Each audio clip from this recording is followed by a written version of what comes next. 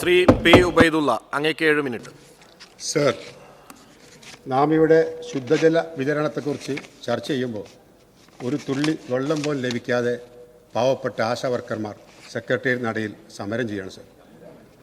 ആ സമരത്തെക്കുറിച്ച് രാവിലെ പ്രിയപ്പെട്ട നജീബ് കാന്തപുരം ഇവിടെ അടിയന്തര പ്രമേയം അവതരിപ്പിക്കുമ്പോൾ അതൊന്ന് കേൾക്കാനുള്ള സഹിഷ്ണുത പോലും ഇടതുപക്ഷ മെമ്പർമാർ കാണിച്ചില്ല എന്നത് പുതിയ നയവ്യതിയാനത്തിൻ്റെ ഭാഗമാണ് സർ.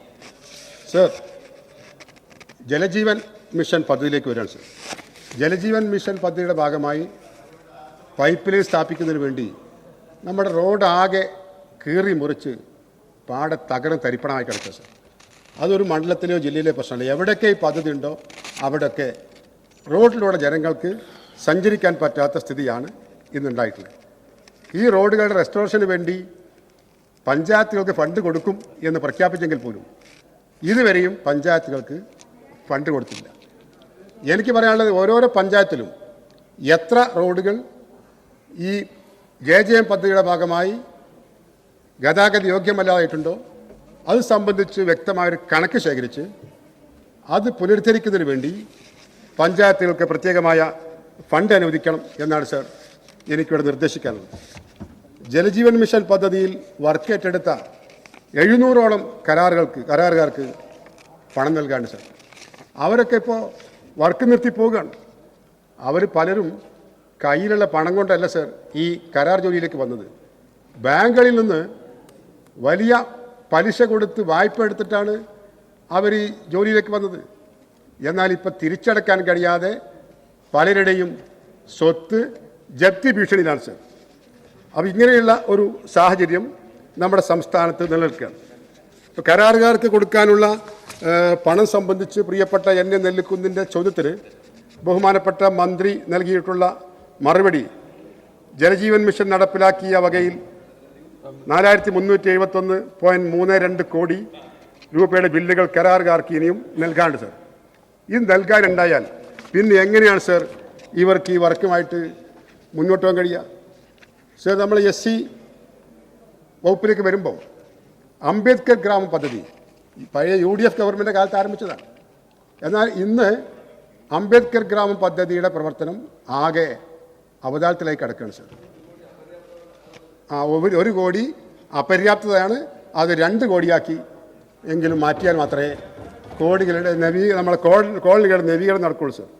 സർ, ഇപ്പോൾ അതിനുള്ള മാനദണ്ഡം 25 വീടുകളെങ്കിലും ഉള്ള ഉന്നതികളാണ് ഈ പദ്ധതിക്ക് വേണ്ടി തിരഞ്ഞെടുക്കപ്പെടുന്നത്.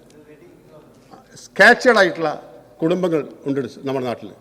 അതുകൊണ്ട് 25 കുടുംബം എന്ന വ്യവസ്ഥ ഒന്ന് മാറ്റിയിട്ട് ഏറ്റവും ചുരുങ്ങിയതൊരു 10 കുടുംബമുള്ള ഉന്നതികളിലെങ്കിലും ഈ അംബേദ്കർ ഗ്രാമ പദ്ധതി നടപ്പാക്കുന്നതിന് വേണ്ടിയുള്ള ഒരു സംവിധാനം ഉണ്ടാകണം എന്നാണ് സർ എനിക്കൊന്ന് നിർദ്ദേശിക്കാനുള്ളത്.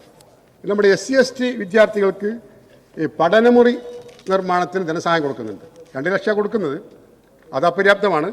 പക്ഷെ അത് മാത്രമല്ല, തദ്ദേശ സ്വയംഭരണ സ്ഥാപനങ്ങൾ ഇംപ്ലിമെൻ്റ് ചെയ്യുന്ന ഈ പദ്ധതിയിൽ 2 ഘട്ടങ്ങളിലായി വാല്യുവേഷൻ നടത്തുന്നതാണ്.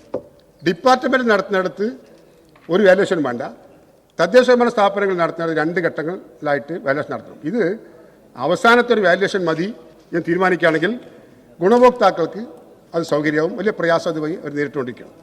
അതുപോലെ SC പ്രൊമോട്ടർമാർ അവർ ഫീൽഡിൽ പോയി ജോലി ചെയ്യേണ്ടവരാണ്. അവർക്ക് 10,000 രൂപയാണ് ഇപ്പോൾ ഹോണറേറിയം കിട്ടുന്നത്. ഇത് വർഷങ്ങൾക്ക് എന്നോ മുമ്പ് തീരുമാനിച്ചതാണ്. ഇപ്പോൾ അവർ ഫീൽഡിൽ പോകണമെങ്കിൽ അവർക്ക് വാഹനത്തിന് ചാർജ് കൂടി പല രീതിയിലുള്ള പ്രശ്നങ്ങൾ അവർ അഭിമുഖീകരിക്കുകയാണ്. അതുകൊണ്ട് SC പ്രൊമോട്ടർമാരുടെ ഹോണറേറിയം വർദ്ധിപ്പിക്കണം. അവിടുത്തെ ക്ലറിക്കൽ അസിസ്റ്റന്റുമാരുടെ ഹോണറേറിയം 10,000 രൂപയാണ്. അതൊക്കെ കാലോചിതമായി പരിഷ്കരിക്കണം സർ. സർ, ഇവിടെ ഇന്ത്യയിലെ മുസ്ലിം ന്യൂനപക്ഷം അഭിമുഖീകരിക്കുന്ന ജീവൽ പ്രധാനമായ പ്രശ്നങ്ങളെക്കുറിച്ച് പഠിക്കുന്നതിന് വേണ്ടിയാണ് UPA ഗവൺമെൻറ് സച്ചാർ കമ്മിറ്റിയെ നിയോഗിച്ചത്. ഈ ഗവൺമെൻറ് LDF ഗവൺമെൻറ് വന്നു, ഇപ്പോഴല്ല VSൻ്റെ ഗവൺമെൻറ് വന്നു. അന്ന് സച്ചാർ കമ്മിറ്റിയുടെ പേര് മാറ്റി പാലോളി കമ്മിറ്റി എന്നാക്കി മാറ്റിയെന്നല്ലാതെ ന്യൂനപക്ഷങ്ങൾക്ക് സച്ചാർ കമ്മിറ്റി നിർദ്ദേശിച്ചിട്ടുള്ള ഒരു ആനുകൂല്യവും നടപ്പാക്കാൻ ഈ ഗവൺമെൻറ് മുന്നോട്ട് വന്നിട്ടില്ല. ന്യൂനപക്ഷങ്ങൾക്ക് വേണ്ടി പ്രസംഗം മാത്രമേ ഉള്ളൂ സർ. പ്രവൃത്തി പദത്തിൽ അതൊന്നും കാണാൻ വേണ്ടി കഴിയുന്നില്ല. ഇവിടെ ഇരിക്കുന്ന എല്ലാവർക്കും അറിയാം, പാവപ്പെട്ട മദ്രസാധ്യാപകർ തുച്ഛമായ വേതനത്തിൽ ജോലി ചെയ്യുന്നവരാണ്. ആ മദ്രസാധ്യാപകർക്കുള്ള ക്ഷേമനിധിയിൽ 9 വർഷമായിട്ട് ഒരു നയാ പൈസ ഈ ഗവൺമെൻറ് വന്നതിന് ശേഷം ഗ്രാൻഡ് കൊടുത്തില്ല സർ. അപേക്ഷകൾ അവിടെ കെട്ടിക്കിടക്കുകയാണ്. വഖഫ് ബോർഡിന് ഗ്രാൻഡ് നൽകാത്തത് കൊണ്ട് വഖഫ് ബോർഡിൽ രജിസ്റ്റർ ചെയ്ത സ്ഥാപനങ്ങളിൽ ജോലി ചെയ്യുന്ന ജീവനക്കാർക്ക് ലഭിക്കേണ്ട വിവാഹ ധനസഹായം, അതുപോലെ ചികിത്സാ ധനസഹായം എന്നിവയൊക്കെ വർഷങ്ങളായി പെൻഡിങ്ങിലാണ് സർ. ഇതൊന്നും കൊടുത്തു തീർക്കാൻ നടപടിയില്ല. ഇവിടെ നേരത്തെ പ്രിയപ്പെട്ട അങ്കമാലി അംഗവും പ്രിയപ്പെട്ട ശ്രീ മോഹൻസൊക്കെ പറഞ്ഞു, മുസ്ലിം ക്രിസ്ത്യൻ ന്യൂനപക്ഷ വിഭാഗത്തിൽപ്പെട്ട വിദ്യാർത്ഥികൾ അവർ വർഷങ്ങളായി അനുഭവിച്ചുകൊണ്ടിരുന്ന സ്കോളർഷിപ്പുകൾ, ആ സ്കോളർഷിപ്പുകൾ വെട്ടിച്ചുരുക്കാനാണ് ഈ ഗവൺമെൻറ് തീരുമാനിച്ചത്. ഇതാണ് ന്യൂനപക്ഷങ്ങളോടുള്ള ഈ ഗവൺമെൻറ് സമീപനം എന്ന് പറയുന്നത്.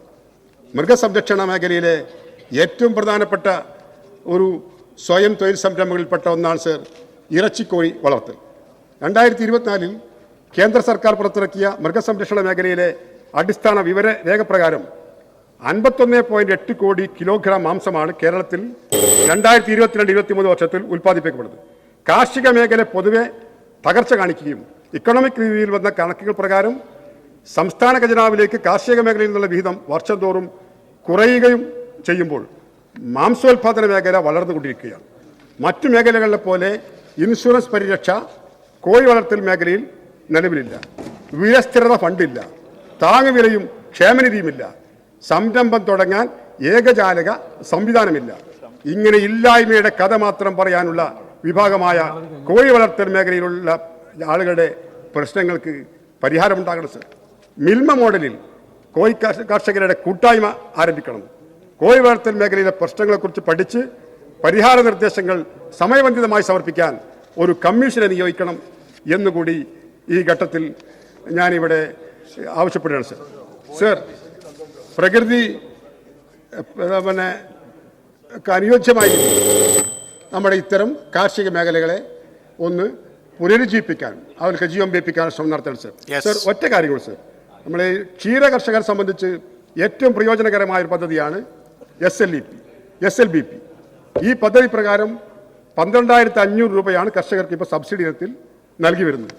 ഈ തുക എത്രയോ വർഷങ്ങൾക്ക് മുമ്പ് ഇതിൽ പ്രാരംഭഘട്ടത്തിൽ നിശ്ചയിച്ച തുകയാണ് സർ. അതിനുശേഷം കാൽത്തീറ്റയുടെ വില വലിയ തോതിൽ വർദ്ധിച്ചു. എന്നാൽ സബ്സിഡി തുകയിൽ യാതൊരു വർധനവും വരുത്തിയിട്ടുമില്ല.